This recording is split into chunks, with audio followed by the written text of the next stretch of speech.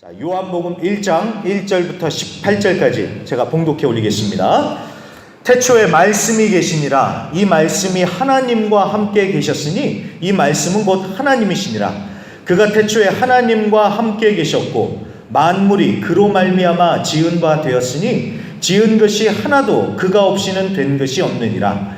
그 안에 생명이 있었으니 이 생명은 사람들의 빛이라. 빛이 어둠에 빛이 돼 어둠이 깨닫지 못하더라. 하나님께로부터 보내심을 받은 사람이 있으니 그의 이름은 요한이라. 그가 증언하러 왔으니 곧 빛에 대하여 증언하고 모든 사람이 자기로 말미암아 믿게 하려 함이라. 그는 이 빛이 아니요 이 빛에 대하여 증언하러 온 자라. 참 빛 곧 세상에 와서 각 사람에게 비추는 빛이 있었나니 그가 세상에 계셨으며 세상은 그로 말미암아 지은 바 되었으되 세상이 그를 알지 못하였고 자기 땅에 오매 자기 백성이 영접하지 아니하였으나 영접하는 자 곧 그 이름을 믿는 자들에게는 하나님의 자녀가 되는 권세를 주셨으니 이는 혈통으로나 육정으로나 사람의 뜻으로 나지 아니하고 오직 하나님께로부터 난 자들이니라. 말씀이 육신이 되어 우리 가운데 거하심에 우리가 그의 영광을 보니 아버지의 독생자의 영광이요 은혜와 진리가 충만하더라.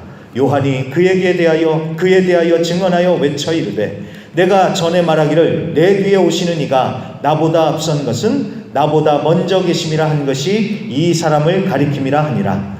우리가 다 그의 충만한 데서 받으니 은혜 위에 은혜더라. 율법은 모세로 말미암아 주신 것이요 은혜와 진리는 예수 그리스도로 말미암아 온 것이라. 본래 하나님을 본 사람이 없으되 아버지 품속에 있는 독생하신 하나님이 나타내셨느니라. 아멘. 자, 요한복음 두 번째 시간입니다. 말씀이 육신이 되어 우리 가운데 라는 제목으로 오늘 말씀 증거하도록 하겠습니다. 자, 지난주부터 우리가 요한복음을 시작을 했습니다. 그림 좀 띄워주세요. 자, 요한복음의 구성이라고 해서 요한복음이 네 부분으로 구성이 되어 있다고 했죠. 그래서 1장과 마지막 21장은 머리와 꼬리, 그리고 가운데 몸통 두 개가 있는 그런 형식이라고 했습니다. 그래서 머리가 되는 1장, 꼬리가 되는 21장은 프롤로그와 에필로그, 서론과 부록이고요. 그 다음에 가운데 있는 몸통 두 개, 2장부터 12장까지는 표적의 책이라고 해서 예수님의 7가지 기적이 아닙니다. 표적입니다. 표적이 나오고요. 그래서 표적의 책. 그리고 13장부터 20장까지는 영광의 책이다라고 했습니다. 예수님께서 제자들을 가르치시고 이제는 때가 되어서 십자가의 길로 가시죠. 하지만 그 십자가가 고난과 수치가 아니라 영광이라고 했습니다. 그렇기 때문에 이 후반부를 영광의 책이라고 이렇게 부른다고 했습니다. 그래서 머리와 꼬리 그리고 몸통 두 개가 되어 있는데 이게 이렇게 구성이 되어 있구나 이렇게 머릿속에 집어넣고 보시면 도움이 되겠죠. 자, 그리고 이 요한복음이 쓰여진 목적에 대해서도 우리가 지난주에 봤었습니다. 요한복음이 쓰여진 목적이 무엇입니까? 요한복음 20장 30절과 31절 예수가 하나님의 아들 그리스도임을 알고 믿으라고, 그래서 생명을 얻으라고, 이게 요한복음에 쓰여진 목적이라고 했습니다. 예수가 하나님의 아들 그리스도이심을 믿어 생명을 얻으라. 생명을 얻으라. 그 목적에 맞게 우리가 요한복음을 보는 동안에 예수님을 믿고 생명을 얻어서 승리하시는 저와 우리 모든 성도님들이 되시길 바랍니다. 자, 거기까지가 복습이었습니다. 이제 오늘 본문으로 들어갑니다. 자, 요한복음 1장 1절부터 18절은 요한복음의 서문입니다. 근데 방식이요, 꼭 영화나 드라마를 보는 것 같습니다.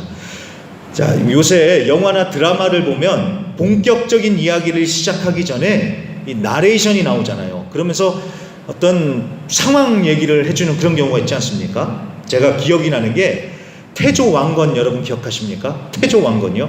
찾아보니까 벌써 20년도 더 됐습니다. 태조왕건.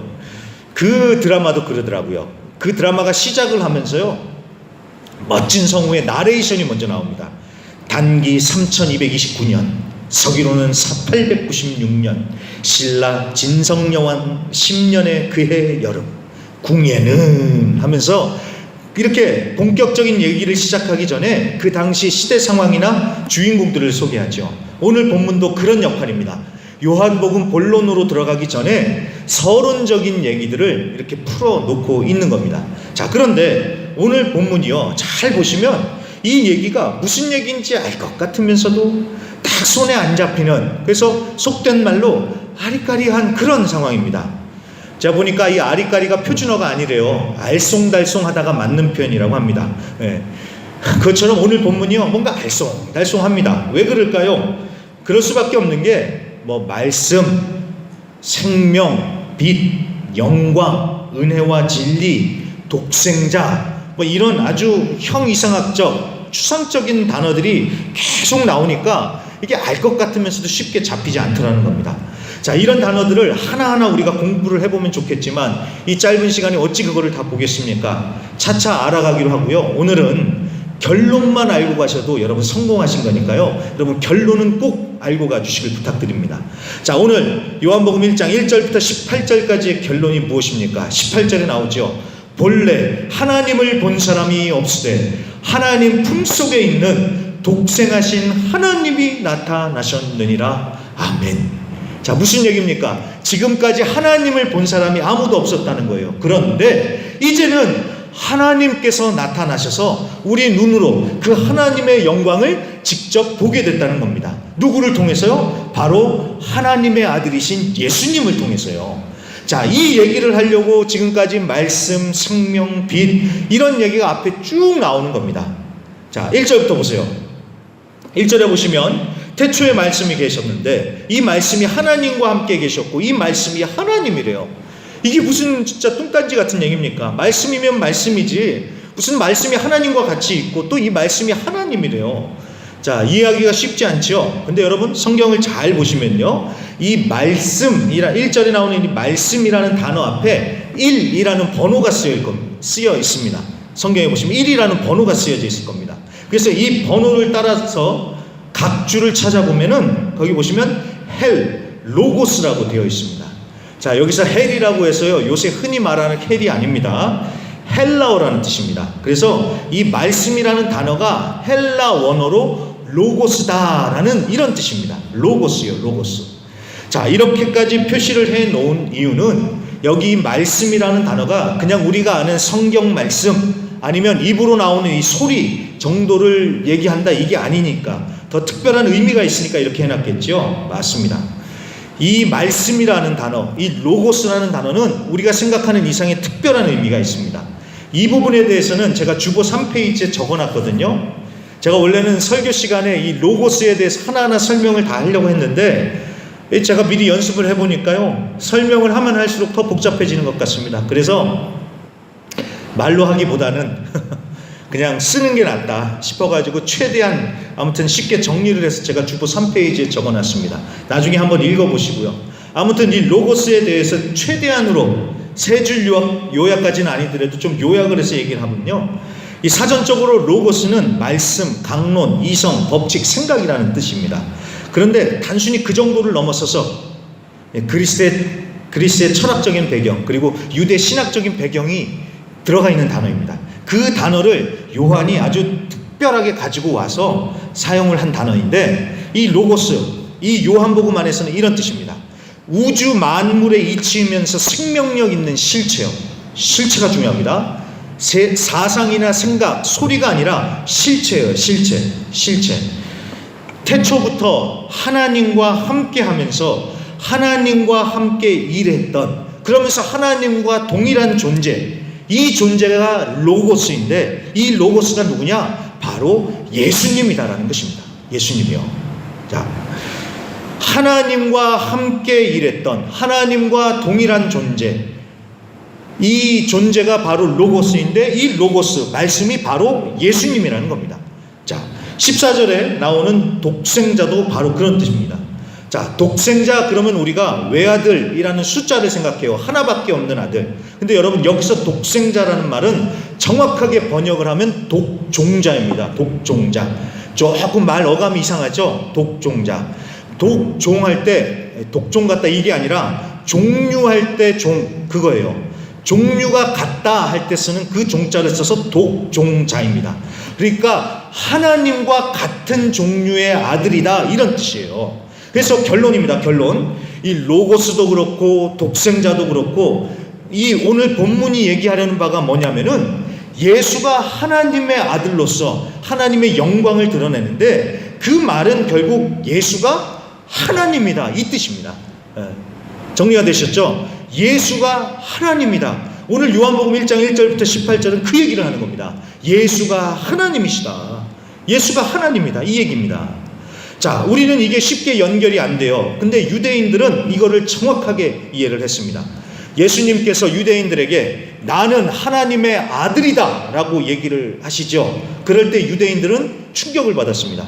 왜냐하면요, 그 동네 그쪽 문화에서는 아버지와 아들이 동등하게 여겨졌습니다. 그래서 예수님이 나는 하나님의 아들이다 라고 하는 말이 유대인들에게는 나는 하나님이다로 자동적으로 들렸던 거예요. 그래서 유대인들이 막 화가 나가지고요, 예수 너가 감히 스스로 하나님이라고 했다고 신성모독을 했다고 예수님을 십자가에 못 박아 죽였죠.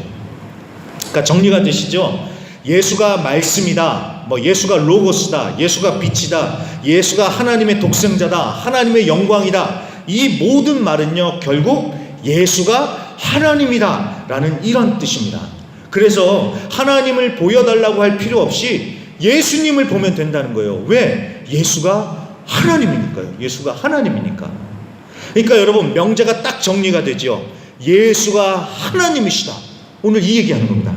예수가 하나님이시다. 오늘 이거 하나만 알고 가셔도 돼요. 그래, 예수가 하나님이시구나. 예수가 하나님이시구나. 이것만 오늘 알고 가셔도 여러분 오늘 설교는 성공하신 겁니다. 예수가 하나님이시다. 자, 여러분 예수가 하나님이시다. 바로 이것이 우리가 믿고 굳게 서야 할 믿음의 기초요 토대입니다.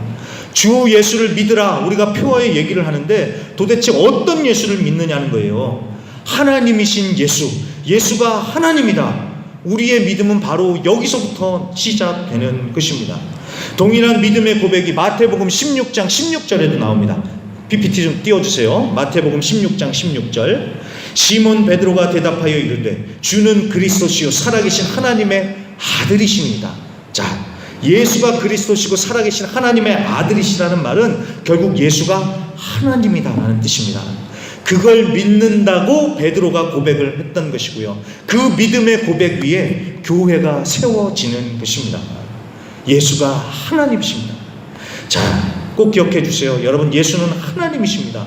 거기서 우리의 믿음이 시작되었고 사실 여러분 그게 전부입니다. 이걸 믿지 않는다고 하는 것은요 가짜 믿음입니다.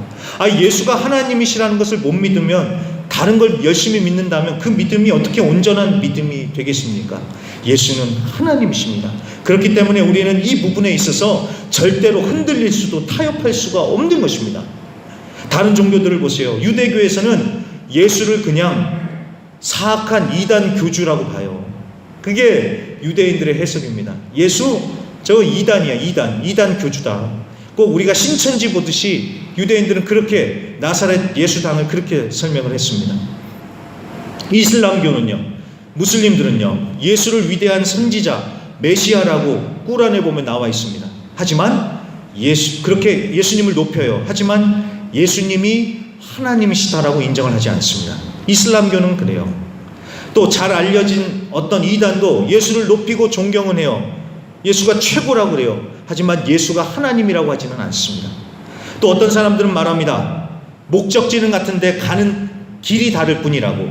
그래서 모든 종교가 결국은 다 같은 것이다 라고 어떤 사람들은 말합니다. 비슷해 보일 수도 있을 것입니다. 다른 종교들도 보면은 인간으로서 바르고 선한 길을 추구하면서 가르치기 때문에 비슷해 보여요. 하지만 예수가 하나님이시다 라는 이 본질에서는 우리가 길이 나눠질 수밖에는 없다라는 것입니다. 자, 그렇다고 해서 다른 종교를 미워하냐? 우리는 미워하지 않습니다. 못 믿는 걸 어떻게 해요? 오히려 이해가 되죠. 사람이 어떻게 하나님이 되겠어요? 사람이 어떻게 신이 되겠어요? 그거를 맨정신으로 어떻게 믿겠어요? 우리도 안 믿어졌잖아요. 그런데 어느 순간 예수가 하나님이시라는 것이 믿어지지 않았습니까? 내가 막 믿으려고 해서 믿은 게 아니라 어느 순간에 믿어졌잖아요. 그러니 여러분 그게 은혜이고요.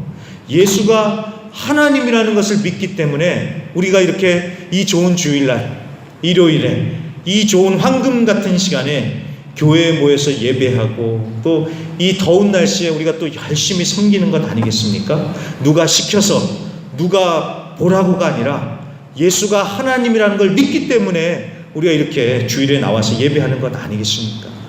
그리고 여러분, 예수가 하나님이라는 것을 믿는 사람들은 압니다. 예수 믿어서 복을 받는 게 아니라 예수님 믿는 것 자체가 이미 복이라는 것을 우리는 알죠. 여러분, 예수 믿는 것 자체가 이미 복입니다. 그래서 우리는 복받은 사람들이에요. 우린 복받은 사람들입니다. 그런 의미에서 여러분이나 저나 우리가 이민 정말 잘 왔다는 것입니다. 여러분, 이민 정말 잘 오신 거예요. 여러분, 한번 생각해 보세요. 여러분 예수에 있었으면 예수 믿으셨겠어요? 한국에 있었으면 여러분 교회 가셨겠어요? 한국에 있었으면 예수는 무슨 예수요? 살기도 바쁜데 안 믿잖아요. 안 믿을 거 뻔하잖아요. 그러니까 우리를 하나님이 이 지구 반대편까지 끌고 와가지고 여기서 예수 믿게 하신 것 아니겠습니까? 그런 의미에서 여러분 이민 성공하신 거라는 거예요. 우리가 대단하게 이룬 건 없을지도 몰라요. 하지만 예수 믿었기 때문에 이민 대박 난 것이라는 것입니다. 예수 믿었기 때문에 나는 복받은 사람이다 라고 여러분 선포하실 수 있기를 바랍니다. 자, 그렇게 해서 예수가 하나님이시다라는 것이 이 요한복음 1장 서론의 핵심인데, 거기서 한 발짝 더 나아가서요, 하나님이신 예수님이 육신으로 이 땅에 오셨다라는 사실을 또 밝히고 있죠. 하나님이신 예수님이 이 땅에 오셨다는 거예요. 도대체 왜 오셨을까요? 10절 11절에 보시면, 자, 예수님이 이 땅에 오셨어요. 그런데도 사람들이 뭐라고 합니까? 세상이 알아보지 못했다고 하죠. 환영해 주지도 않았대요. 몰라봤대요, 예수님을. 전 이걸 보면서 예전에 어느 예능 프로에서 본 그 장면이 떠오르더라고요. 꽤 연차가 높은 아이돌, 여자 아이돌 가수입니다. 이 가수가 식당을 간 거예요. 그냥 어느 식당에 갔습니다. 갔는데 아무도 못 알아보는 겁니다. 나이 든 사장님이야 그렇다 쳐도 젊은 종업원도, 심지어 손님들도 아이돌인지 연예인인지 못 알아보는 거예요. 그러니까 당황스럽죠.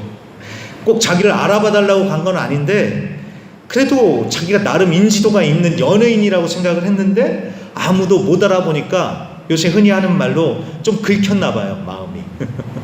굴욕감을 느꼈던 것 같습니다. 자, 예수님의 심정도 어쩌면 그랬을 수도 있겠죠. 하나님이신 예수님이 이 땅에 오셨습니다. 그런데 영접이나 환영은커녕 아무도 몰라봐주고 오히려 무시합니다, 예수님을. 자, 그런데도 굳이 왜 예수님이 이 땅에 오셨냐는 거예요. 왜 오셨을까? 왜? 오늘 설교 제목처럼요, 말씀이신 예수님, 그러니까 로고스이신 예수님이 왜 육신이 되어 우리 가운데 오셨을까? 왜 이 땅에 오셨을까? 왜 오셨냐는 것입니다. 12절에 답이 나옵니다. 12절 보세요. 12절, 영접하는 자, 곧 그 이름을 믿는 자들에게는 하나님의 자녀가 되는 권세를 주셨으니 아멘. 여러분, 바로 이겁니다. 이거. 하나님의 독생자가 자기를 낮추시고 이 땅까지 온 이유는 예수님을 영접하는 자에게 하나님의 자녀가 되는 권세를 주려고 예수님께서 이 땅에 오셨다라는 것입니다. 좀 말이 어렵죠? 좀 더 쉽게 풀어보겠습니다. 자, 12절 보세요. 영접하는 자라고 하는데 곧바로 이어서 곧 그 이름을 믿는 자라고 하죠. 자, 그러니까 예수님을 영접한다는 것이 무슨 뜻입니까? 예수를 믿는다는 거예요. 자, 그리고 여러분, 우리가 영접한다는 말을 언제 씁니까? 귀한 손님이 오셨을 때 영접한다 그러죠. 그래서 손님이 오실 때 저 공항에 나가서 손님 마중 나가면 비엔베니도 하면서 잘 오셨어요, 환영합니다. 예, 이게 바로 영접한다라고 하는 것이죠. 자, 실제로요, 어떤 영어 성경에 보면은 이 12절에 나오는 영접이라는 말을 웰컴이라고 아예 이렇게 번역을 해놓습니다. 예수님을 웰컴하는 자들, 예수님을 환영하는 자들, 이렇게 적어 놓습니다. 그러니까 예수님을 믿는다는 것은 예수님을 환영하고 비엔베니도 하고 예수님을 받아들인다, 이런 뜻입니다. 자, 그래서 예수님이 하나님이라는 것을 믿고 예수님을 진심으로 환영하고 받아들이는 자를 하나님의 자녀 되게 해주시려고, 자녀 되게 하시려고 예수님이 이 땅에 오셨다라는 겁니다. 이해가 되셨죠? 예수님이 왜 이 땅에 오셨는지. 하나님의 자녀가 되게 해주시려고. 자, 하나님의 자녀가 되는 것, 여러분 이걸 두 글자로 뭐라고 하는 줄 아십니까? 이게 바로 구원입니다. 구원이요. 하나님의 자녀가 되는 것, 이게 바로 구원입니다. 구원이요. 구원. 자, 보통 우리가 흔히 이렇게 생각하죠. 우리가 죽으면 천국 가는 걸 구원이라고 생각을 해요. 그래서 복음을 전한다고 할 때 예수 믿어서, 예수 믿고 죽어 천국 가십시오, 우리는 이렇게 얘기를 합니다. 근데 여러분, 죽어서 천국 가는 게 구원의 전부가 아닙니다. 당연히 천국 가야겠지만 여러분, 구원은요, 하나님의 자녀가 돼서 하나님과의 관계로 들어가는 것, 여러분 이게 구원입니다. 그래서 하나님의 자녀가 돼서 하나님과 함께 하면서 하나님을 알아가고 하나님과 동행하는 이 삶 자체가 바로 구원입니다. 그리고 여러분, 하나님과 이제는 남이 아니라 가족이 됐잖아요. 하나님은 아버지, 나는 그분의 아들, 딸, 가족이 됐잖아요. 그러니까 가족끼리는 뭐예요? 일단 같이 밥 먹잖아요. 그것처럼 하나님과 같이 밥도 먹고 하나님과 같이 부대끼면서 같이 하나님과 살면서 끈끈한 정도 생기고 그래야 되겠죠. 여러분, 이 모든 게 다 구원입니다. 이게 다 구원이에요. 여러분, 결혼이라는 것도 그렇지 않습니까? 여러분, 결혼식이 목표가 아니지 않습니까? 영화나 드라마에 보면은 꼭 결혼식 하는 것으로 끝이 나더라고요. 영화나 드라마 보면요. 근데 그건 영화나 드라마에서 그런 거고, 현실은 결혼식이 이제는 시작점이죠. 그 다음부터는 이제 두 사람이 함께 살아가면서 한 몸이 되는 그런 관계가 돼야 되잖아요. 이게 바로 결혼 아닙니까? 구원도 그렇습니다. 예수 믿었으니까 복 받고 죽으면 천국 간다, 끝, 이게 아니라 예수님을 믿은 순간부터 이제는 하나님은 나의 아버지, 나는 그분의 자녀라는 관계가 돼서 그 관계 속에서 살아가는 겁니다. 그렇기 때문에 여러분, 예수는 절대로 종교가 아닙니다. 예수는 삶이고 관계입니다. 삶이고 관계예요. 그래서 여러분, 절대로 어디 가서요, 예수 믿고 천당 가는 게 구원이다, 여러분 이런 이제 단순한 얘기는 우리는 더 하지 않는 겁니다. 그런 얘기 하시려면 주목사한테 배웠다고 얘기하지 마세요. 그렇게 얘기하지 마세요. 아닙니다. 그렇게 단순하지 않습니다. 구원은 예수 믿고 하나님의 자녀가 돼서 사는 것입니다. 이게 바로 구원입니다. 그리고 여러분, 하나님의 아들, 딸이 된다는 이 권세는 너무나 중요합니다. 여러분, 하나님의 자녀라고 하면서도요, 종처럼 억눌리고 질질 끌려다니면서 사는 경우가 얼마나 많습니까? 우리는 하나님의 아들, 딸들입니다. 하나님, 세상의 종이 아니라 하나님의 자녀입니다. 여러분, 자녀와 종은 달라요. 한번 이렇게 생각해 보세요. 가게에 사장님 아들이랑 직원이 같이 일할 때가 있습니다. 자, 사장님 아들이랑 직원이랑 같이 일은 하지만 그렇다고 해도 아들과 직원은 다를 수밖에 없습니다. 직원은요, 늘 두려움과 떨림으로 사장님 눈치 보면서 일해요. 직원이니까요. 하지만 사장 아들은 늘 당당해요. 사장 아들은요, 지각을 해도 당당해요. 그렇죠?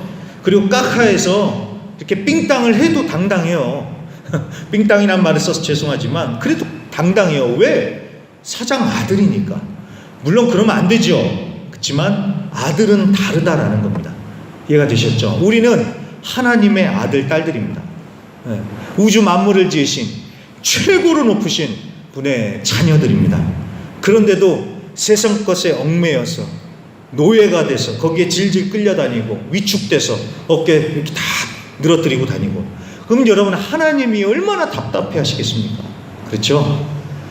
나는 하나님의 아들이다, 나는 하나님의 딸이다 라는 이 정체성을 여러분 꼭 명심해 주시기를 부탁드립니다.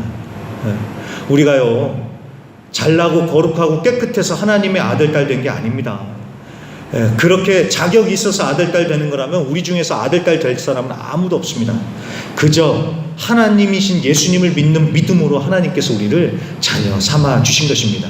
그러니까 내 꼴 이 모양 이 모양이 왜 이 모양이냐, 여러분 이렇게 하면서 정말 찐따같이 그럴 게 아니라요, 나는 하나님의 자녀다라는 이 하나님을 향한 든든한 신뢰를 가지고요, 어깨 펴시고요, 하나님의 자녀로서 정말 품격을 가지고 자유롭고 당당하게 살아가시는 저와 우리 모든 성도님들이 되시기를 주님의 이름으로 간절히 부탁드립니다.